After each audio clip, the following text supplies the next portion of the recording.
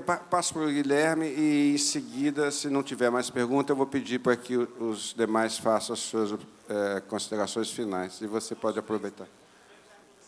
Tem? Então, vamos lá. Vamos rodar. 15 minutos de pergunta. Guilherme.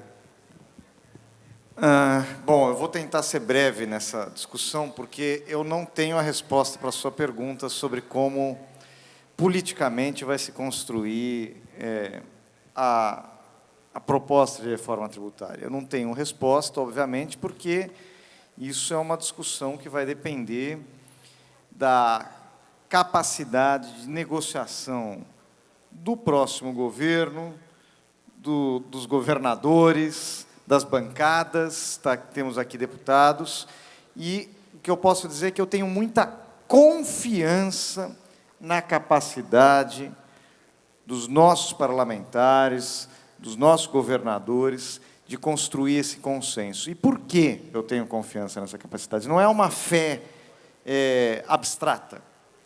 É porque a realidade urge.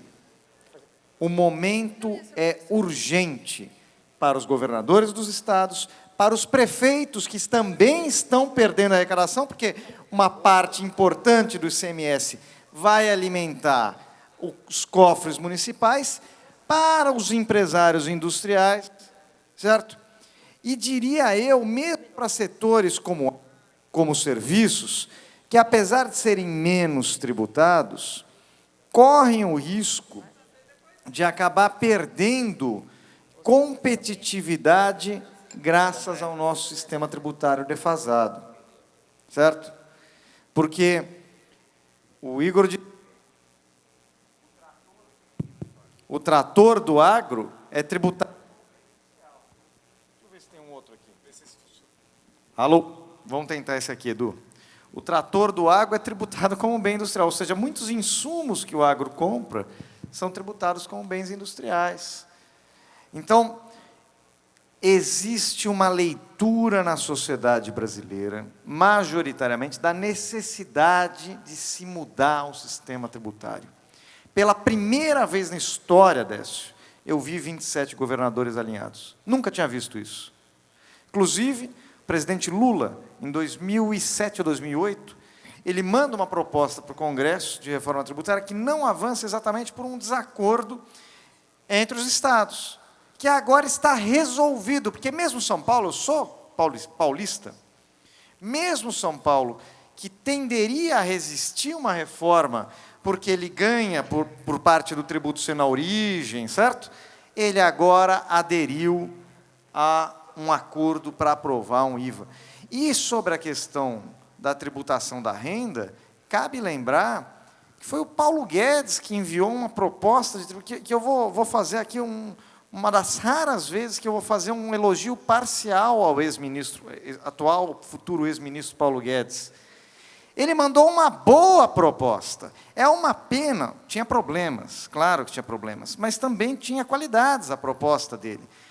Muitas qualidades de reformação da tributação sobre a renda. É uma pena que um dia depois que ele mandou a proposta, ele criticou a proposta que ele mesmo mandou. Porque talvez não tenha lido a proposta. E quem é que elaborou a proposta?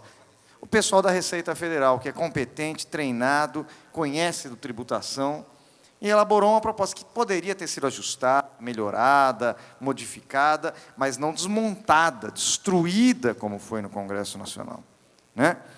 Então, eu tenho esperança, assim, gente. Eu acho que o momento é propício, o país vive um momento muito delicado, muito difícil, e nós temos pessoas super competentes. Está aqui o Afonso Florencio, um dos deputados com maior capacidade de articulação que eu conheço, uma pessoa que consegue conversar, negociar, sem perder o rumo, porque negociar entregando toda a rapadura é fácil.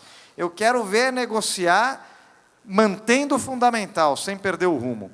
E eu tenho muita confiança em você, Florencio, nos governadores da nossa base, que a gente vai conseguir avançar numa proposta de reforma tributária. Deputado, prazer. Pessoal, desculpem quebrar o protocolo, mas só para fazer um adendo de informação e uma homenagem à FENAFISCO. a emenda 192, originada no Concefaz, à época o presidente do Concefaz, agora governador eleito do Piauí, Rafael Fonteles, e uma articulação, aí citando Charles, mas também no encontro do consórcio do Nordeste, eu estava responsável pela 178, fomos lá recolher, conquistar o apoio do conjunto de governadores.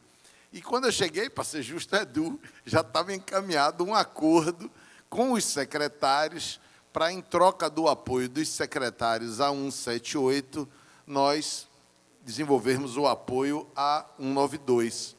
E, como eu estava responsável pela 178, me propuseram, na Câmara tem uma coisa chamada Autenticar, que é uma tarja digital que identifica o parlamentar que lidera. Na verdade, não é um autor, é quem lidera uma coleta de assinaturas. E tinha que coletar as assinaturas. E aí o Concefaz, o pessoal da FENAFISCO, Edu, Afonso, porque eu tinha coletado a da 178, e ali foi no braço, viu, pessoal? Eu pesei, porque, além de ter a substitutiva global, tem 11 outras emendas específicas, com a lista de todos os parlamentares. Teve parlamentar, não vou dizer o nome aqui, que me deu 3 chá de espera de 20 e mais de 50 minutos. E eu tinha que ler todas as emendas, inclusive a 1. Mas do Concefaz era dos secretários de Fazenda. E aí eu propus que o Estado, com o maior número de parlamentares, seu coordenador de bancada, subscrevesse.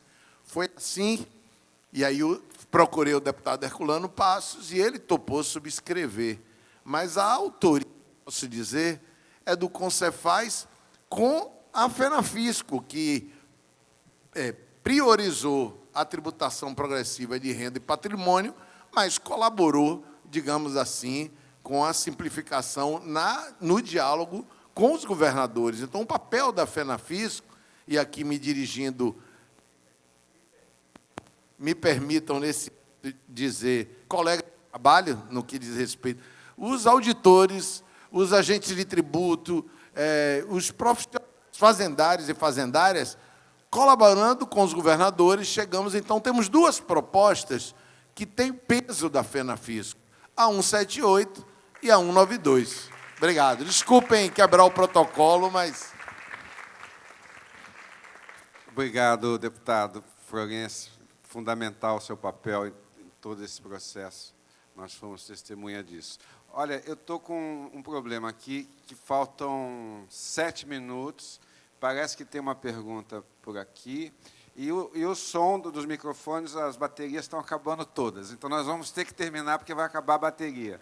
Tá certo? Então, eu acho que tem uma pergunta por aqui. Aqui, professor. Aonde? Bruno Carvalho, do Piauí. Vamos Acho que é melhor mais à falar. frente? Vamos lá.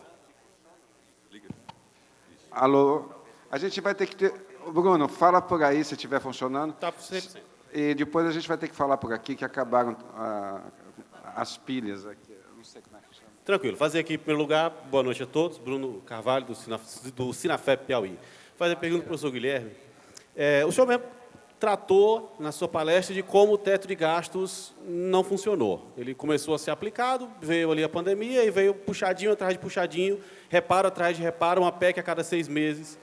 E o teto de gastos não funciona hoje. Na prática é isso. A equipe de transição fala em fazer um novo puxadinho, um novo remendo no teto para viabilizar o orçamento de 2023. Não seria a hora de revogar esse teto de uma vez por todas e começar uma regra fiscal nova, em vez de fazer mais uma PEC, que vai pedir outra PEC no futuro de novo? Bom, eu vou pedir para o Guilherme responder, aí você faz suas considerações finais. Depois, o secretário Décio tinha um comentário para fazer da outra reunião. O Décio, você vem aqui, faz as suas fala final, e, finalmente, o Igor. Vamos fazer assim, gente? Que o tempo que me deram aqui, eu sou super Disciplinado, me deram um tempo que já se esgotou. Então você vem, depois o Décio, depois o Igor. Surge uma questão. Nós teríamos 2 perguntas aqui ainda para encerrar. Sugestão aí para considerar. Responderia em bloco também, para encerrar. São só mais 2. São curtas, para não frustrar aqui. Aqui, amiga. Gente, é mais fácil fazer daqui, viu? Porque está sem som o microfone aí, a gente não ouve. Vem cá, pode vir aqui. Sobe aqui, ó. Vamos fazer essas 2 questões rápidas e aí a gente termina a mesa com a resposta a todas elas em bloco.